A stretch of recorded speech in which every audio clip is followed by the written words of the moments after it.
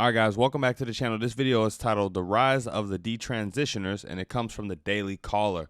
Now, with the rise in popularity of the LGBTQ plus movement, the trans movement, I think it's always nice to see the other side that they don't portray up front. You know, they don't portray the back end of transitioning and all the things you go through, how much you lose when you do this. And so this is a compilation of several people who've done it, and we're just going to listen to them explain their story and explain their regret. So don't forget to like, comment, share, and subscribe while we're watching. Now let's roll it.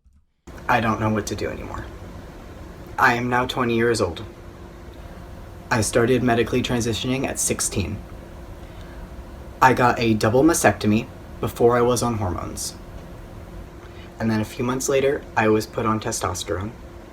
This isn't the solution. Destroying my body, my life. I was a teenager. I didn't know better.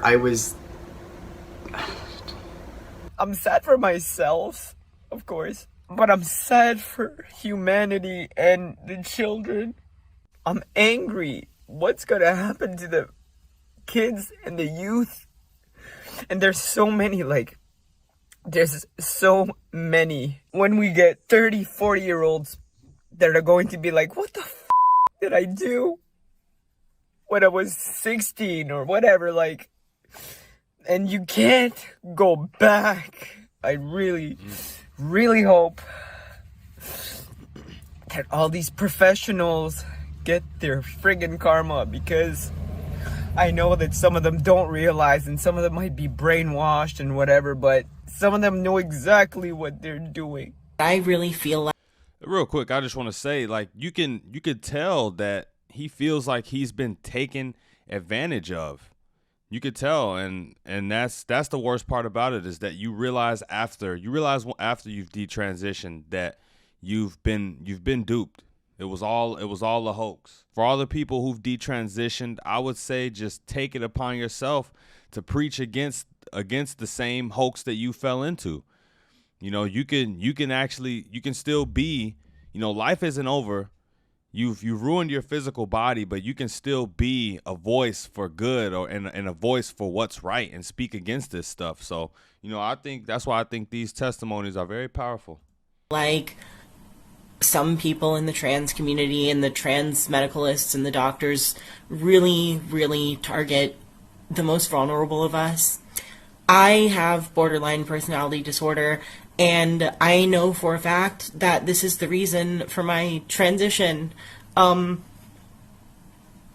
It's a very difficult mental illness, and one of the core features is not having any sense of self or identity.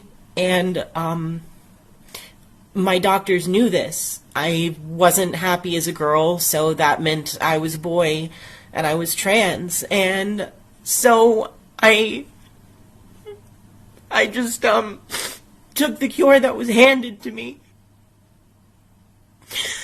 I was told that I was being given a cure, and I wouldn't want to kill myself anymore. And it wasn't true. There are so many mental health disorders that make you hate your body. And the solution isn't to change your body, it's to fix your brain, I just don't want anyone else to ever feel this way. I lost my voice. I lost my chest. I don't know if I'm going to be able to have kids. This is what happens when you give a woman testosterone. This is for 5 years. This is what happens, essentially. I got out of my haircut because my hair was driving me nuts. And I shaved it because I'm tired of watching my hair thin out, and it's less distressing if I shave it. So when I talk about being too far gone, I don't really know what else to call it. This is what I mean. This is how deep my voice is. It's gotten deeper over time, and it's settled. This is what I mean by hair loss.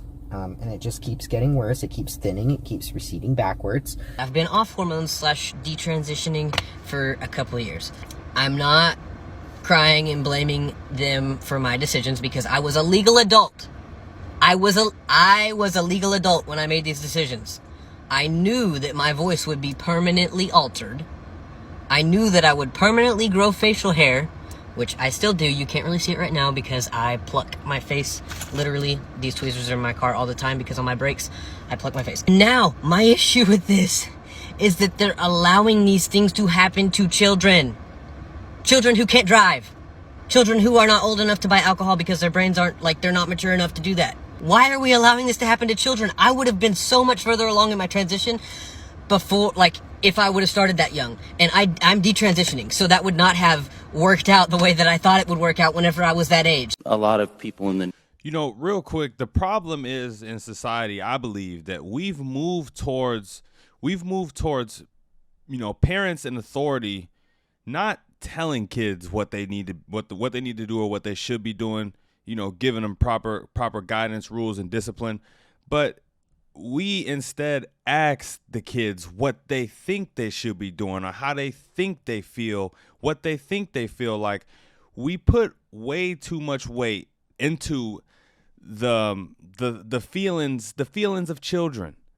You know, and that might sound mean. Children should have a voice, you know, they should be heard to some capacity, but in the process of maturing, in the process of growing up, you will change so much. You will change your mind so much. I notice my own personal growth a lot, and on a year-to-year basis, I always look back and say, "Wow, I thought like this back then, but I've matured. I've matured in this way of thinking now." You always, if you learn from your mistakes and you take accountability, every year you'll notice you always change, you mature, you grow up a little bit. So for kids to make these decisions, like the lady or man, I'm sorry, this is so hard for me. I never know which one is. I never know if they were originally male or female. But like that person just said before, these are kids making these decisions. Kids who can't even buy cigarettes. Kids who can't even buy alcohol.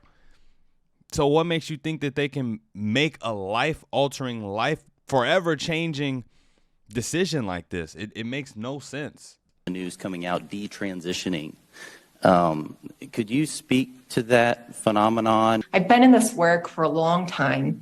I know a lot of trans folks, close friends, family members, and I've just never heard a case of anyone detransitioning. So I honestly don't think it's a real. There's a number of cases in the news right now.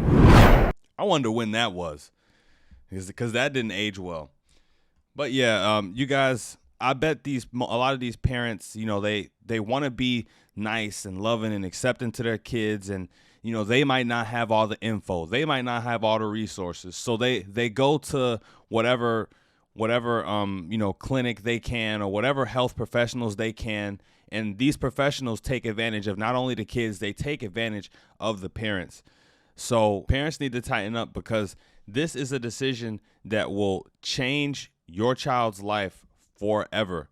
It shouldn't be in the hands of people who view you as a payday. You'll have to trust some health officials. If you're getting your child a physical, you're going for your routine checkup, you know, somebody has a cold, okay, but matters like this, these matters of identity, these are matters that should be handled in the home. You know, your child should grow up with the sense of identity. I think that's a parent's job, and also the kid will, you know, a child will learn it as he grows up. But you just got to instill the right things in your children. I know I'm saying it. It's easier said than done, of course, but this stuff really does break my heart, you guys, because, you know, nobody wants to see, you know, it's the children. You know, when children are concerned, then it really gets serious, you know, because this is the future. The future of our nation depends on the children of now to grow up and be, you know, well-rounded adults.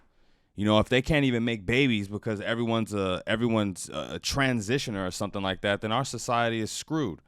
So yeah, that's where I'm gonna end right here, you guys. But don't forget to like, comment, share, and subscribe when you're at the door. Leave your comments down below. Till next time, I'm out of here, you guys. Peace.